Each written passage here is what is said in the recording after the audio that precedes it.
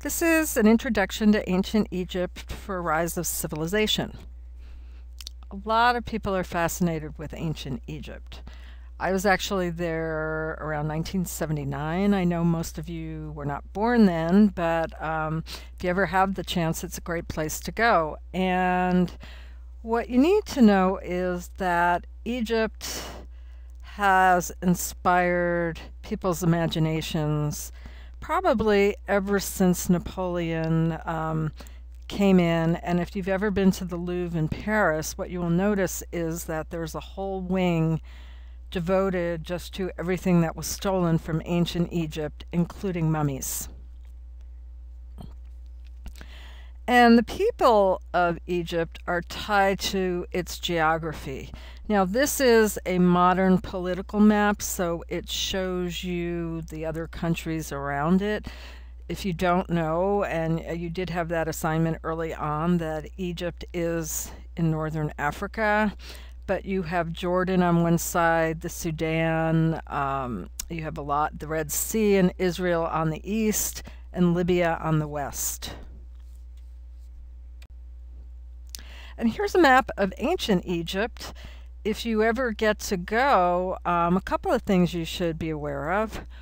One is that it's hard to tell. If you look on either map, you should notice that Upper Egypt is on the bottom and Lower Egypt is on the top. And that's because in this part of the world, the rivers flow from south to north. So that's why we have Lower Egypt and Upper Egypt. The literal translation of Egypt means gift of the Nile. And you should know the source of the Nile. If you don't, it is in Uganda. It's Lake Victoria in Uganda. And there's a really cool movie out that came out in the 1980s. It's called Mountains of the Moon. You can still get it on Netflix, and it's about two British men who were in a race to find the source of the Nile, because for a long time that was a big conundrum. You will also see that Cairo back then, modern day Cairo, used to be called Memphis. And obviously if you go to Egypt, you will fly into Cairo. Then you sail down the Nile to Luxor, which used to be Thebes. And when you get to Luxor, you have on one side the town itself. To cross the Nile, you come into the Valley of the Kings, which is the city of the dead. And in the New Kingdom, that's where the pharaohs were buried. And we'll talk about that. So early on, Egypt was divided into two lands, Lower Egypt and Upper Egypt.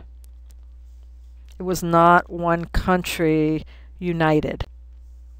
Here's a view of Egypt by satellite. Again, you can see how the Nile is very important. If you go there, you see basically desert, except for along the Nile is the only place where things grow.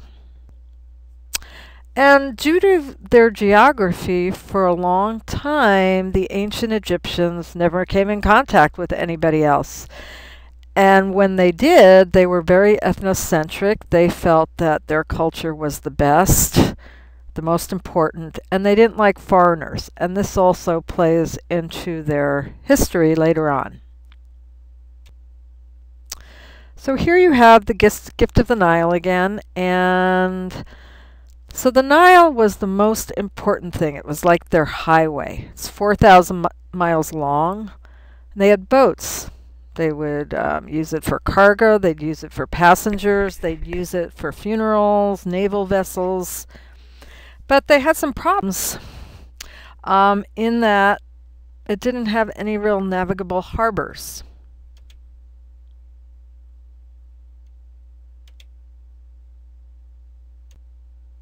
So here are pictures of the Nile. And the good thing about the Nile compared to other rivers we're going to talk about during the semester is that you could set your watch to when the Nile was going to flood.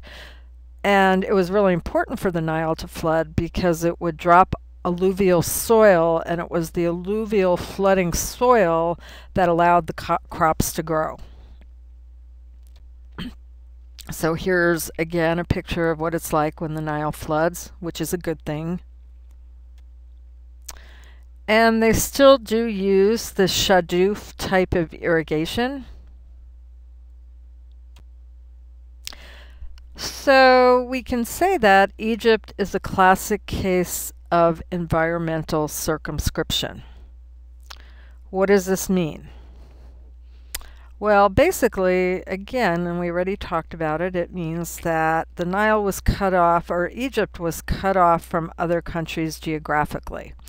So they were isolated because of the deserts and the seas that surrounded it. And that led to the isolation. As you can see, parts of the Nile were not navigable. You couldn't get a boat down it. And there were really no good harbors or deltas early on. Which brings us back to Upper and Lower Egypt. So again, two separate regimes, countries, whatever you want to call them, early on. It's hard to see, but we're going to talk about some of these periods. So you have the Archaic, the Old Kingdom, the Middle Kingdom, and we're not going to get into it in any great detail, but you'll just get a nice overview. So we're going to talk about the Archaic for a few minutes. And again, the Mesolithic means before people were farmers. And then again, you should always remember the term Neolithic means farming. So you can see that agriculture came relatively late to Egypt. And you had what was called the pre-dynastic period. Now, I'm not going to get into this in any great length, but just understand that they went through a Stone Age. They didn't start out as a major urban civilization. So here are some of their tools that we find early on. Sickle blades of wood and stone, basically just very hunting and gathering. And usually with more social complexity, you start seeing more sophistication in artifacts. You're still seeing, you know, some stone blades and that type of stuff in the Pyramid period, but you also see a face. Whenever you see pottery, again, that's telling you that people were at least starting or on the cusp or already doing farming. And here you can see things are getting much more sophisticated. They have a much more perfected type of pottery.